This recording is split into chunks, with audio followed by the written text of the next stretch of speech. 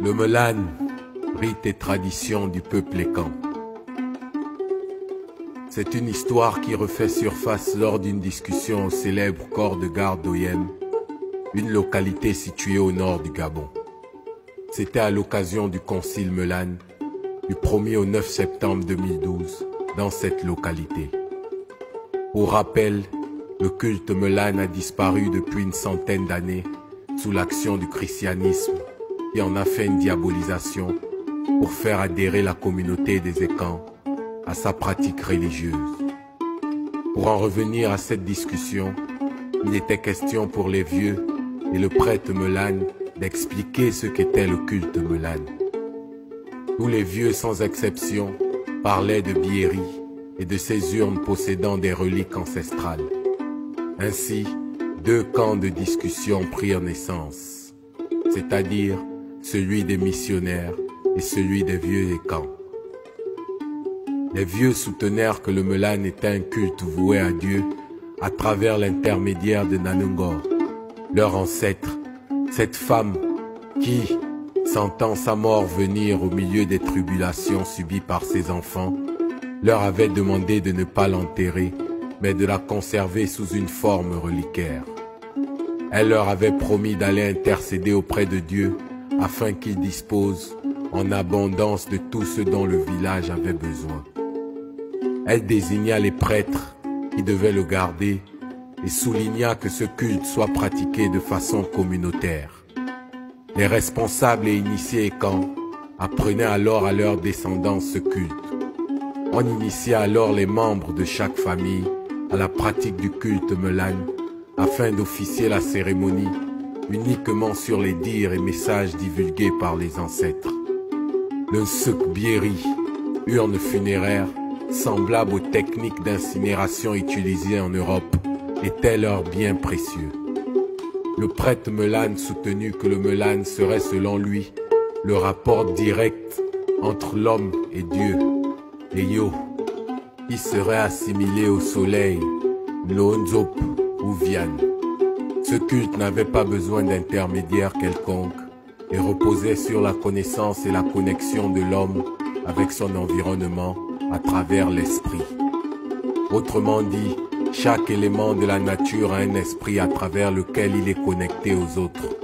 Ceci parce que Dieu, le grand esprit, vit en chaque élément de la nature qu'il a créé et qu'à ce titre, il pouvait aussi s'adresser à l'homme à travers chaque élément. Il suffisait alors à l'homme d'étendre les mains vers Dieu ou de demander à la pluie de tomber ou par exemple au soleil de briller ou toute autre chose dont il avait besoin et les éléments de la nature se mettaient alors en mouvement pour le satisfaire.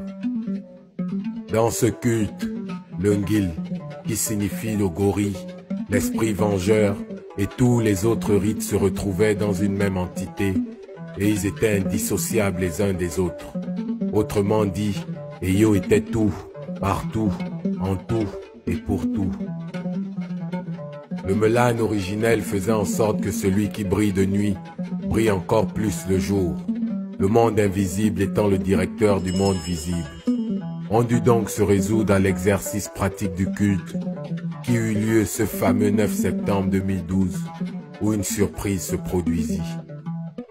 En effet, tous les vieux venus tels des curieux voir ce culte Melan qui se pratiquait en public ce jour témoignèrent de la similitude du culte Melan tel qu'ils le connaissaient, mais sans pourtant expliquer ses codes aux autres spectateurs. Un vieillard alla même jusqu'à prétendre avoir vu quelque chose, et quand on lui demanda ce qu'il avait vu, il piaffa simplement et dit que les jeunes ne pouvaient rien comprendre.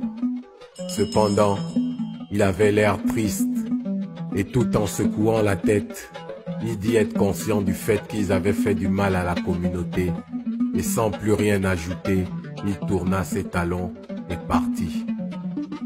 À la fin du culte, les vieux et les prêtres restèrent au corps de garde. On exclut les femmes et les enfants à au moins 10 mètres du lieu, car les abords du corps de garde étaient occupés par des hommes adultes, à qui on permit d'enregistrer la conversation. Le conclave ne dura pas plus d'1 heure, Mais il se dégageait une idée très nette des débats. À savoir, le peuple écan avait été dérouté de ce culte et qu'il était temps de rétablir les choses, et cela par l'amour et l'entente.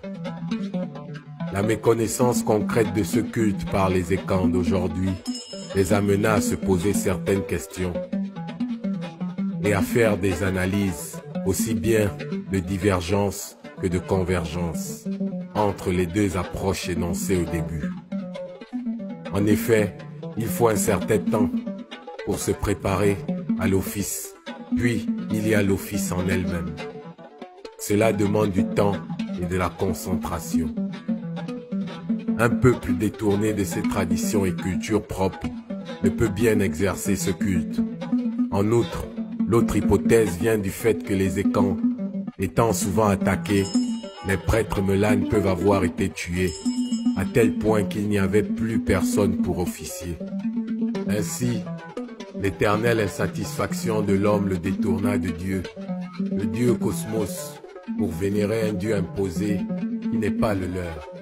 On parle ici de l'essence de la tradition et de la culture écan. Le constat de Nanongo était le fait que Dieu était devenu sourd aux problèmes de ses enfants. Et voyant que ce dernier laissait sa descendance subir, à travers les multiples guerres et longues ségrégations qui semblaient ne jamais avoir de fin, elle décida alors de par son instinct maternel d'intercéder pour ses fils. Il est à noter que Nanongo n'avait apparemment aucun doute sur le fait de pouvoir parler à Eyo, face à face, d'où le caractère fort des femmes écans. En fait, son esprit a effectué ce voyage et ses urnes reliquaires restaient auprès des siens. Donc, la relation avec Dieu se fait d'esprit à esprit. Elle est le point de départ du Bieri et la fin du Melan originel, voire pur. La multiplication du peuple écan fit que le Bieri originel donna naissance au Bieri clanique, qui à son tour engendra le Bieri familial. Sa détresse fit qu'elle se sente obligée à faire ce choix, sentant sa mort venir, car elle voulait toujours les accompagner et veiller sur eux partout où ils iraient. Le Melan est unique, totalement voué au bien, rite qui va du général au particulier, protégeant ainsi la cité. L'intégration des reliques dans ce culte ne signifie pas que les écans aient tué des gens. Au contraire, cela venait du fait que chaque descendance demandait à ce que leurs reliques forment un socle reliquaire, et cela dans un esprit de sacrifice et de don de soi à la communauté pour son épanouissement. Le bien de la communauté était au-dessus de tout, en partant de Nanongo et tous ses fils qui respectaient ce legs. Et oui, combien sont capables d'un tel don aujourd'hui? L'union, le respect et la bonne utilisation de ce rite créent en vérité la connexion du corps de garde invisible, Abba Melan, qui était le lieu saint par excellence où se traitaient les problèmes de la communauté écan dans le monde invisible, où Nanongo était leur chef et matriarche, afin que les vivants puissent en bénéficier dans le monde visible. Il n'y a ici aucun besoin particulier de réconcilier le culte Melandi originel et celui faisant appel aux reliques, dans la mesure où ils n'ont jamais été dissociés de leur office fondamental. Ces deux formes de Melan font état d'une part de ce que Dieu soit esprit et que ses contacts avec l'homme se font d'esprit à esprit. Et d'autre part, les reliques humaines ne constituent pas un esprit. Elles sont le symbole qui rappelle juste à la communauté l'existence de celui auquel elles ont appartenu. La conservation reliquaire est juste un rappel du culte légué, tel que la croix, les sacrements et autres dans le christianisme où on évoque Jésus. La seule nécessité de cette histoire venait à rétablir la vérité sur l'unique et véritable tradition de nos ancêtres, les écans.